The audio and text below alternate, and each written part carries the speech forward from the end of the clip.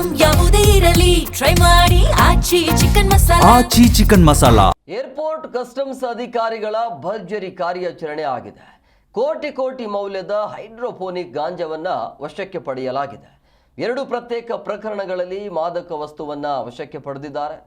ಬ್ಯಾಂಕಾಕ್ನಿಂದ luggage ಬ್ಯಾಗ್ನಲ್ಲಿ ತಂದಿದ್ರು ಈ ಗಾಂಜಾವನ್ನು.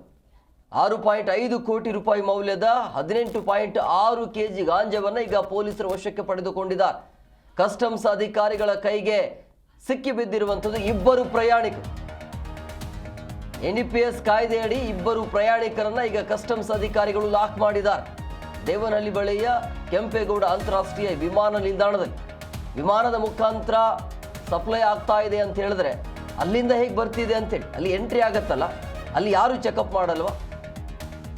ಈಗ ಎಕ್ಸಿಟ್ ಆಗುವಂಥ ಟೈಮಲ್ಲಿ ಲಾಕ್ ಆಗ್ತಿದ್ದಾರೆ. ಬೇರೆ ದೇಶಗಳಿಂದ ಬೆಂಗಳೂರಿಗೆ ಸರಬರಾಜು ಆಗ್ತಾ ಇರುವಂಥದ್ದು ಗಾಂಜಾ. ರಾಜಾರೋಷವಾಗಿ ಈ ರೀತಿಯಾಗಿ ವಹಿವಾಟು ನಡೀತಾ ಇದೆ.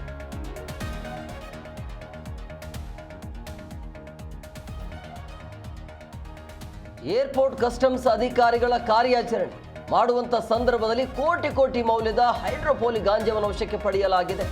ಅಂದರೆ ವಿಮಾನದಲ್ಲಿ ಎಲ್ಲ ರೀತಿಯ ಬಂದೋಬಸ್ತ್ ಇರುತ್ತಲ್ಲಿ.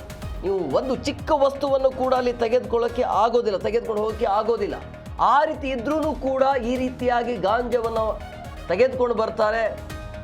ಆಮೇಲೆ ಗೋಲ್ಡನ್ನು ಕೂಡ ರಾಜಾರೋಷವಾಗಿ ತೆಗೆದುಕೊಂಡು ಬರ್ತಾರೆ ಅಂತ ಹೇಳಿದ್ರೆ ಅಧಿಕಾರಿಗಳ ಕೈವಾಡ ಇದ್ರೆ ತಾನೇ ಈ ಥರ ಆಗೋದು. ಇಲ್ಲಾಂದ್ರೆ ಹೇಗೆ ಸಾಧ್ಯ ಆಗತ್ತೆ? ಅದು ಅಕ್ರಮವಾಗಿ ನೀವು ಸಾಗಾಟ ಮಾಡಲಿಕ್ಕೆ ಹೇಗಾಗತ್ತೆ? ಅಲ್ಲಿ ಎಂಟ್ರಿ ಆಗತ್ತೆ, ಅಲ್ಲಿಂದನೇ ಬರೋದು ಅದು. ಬಟ್ ಹೇಳೋರು ಕೇಳೋರು ಯಾರಿಲ್ವಾ? ಇವರ ಹಿಂದೆ ಯಾರಿದ್ದಾರೆ? ದೊಡ್ಡವರ ಕೈವಾಡ ಇದ್ರೆ ತಾನೇ ಹಿಂಗಾಗೋದು.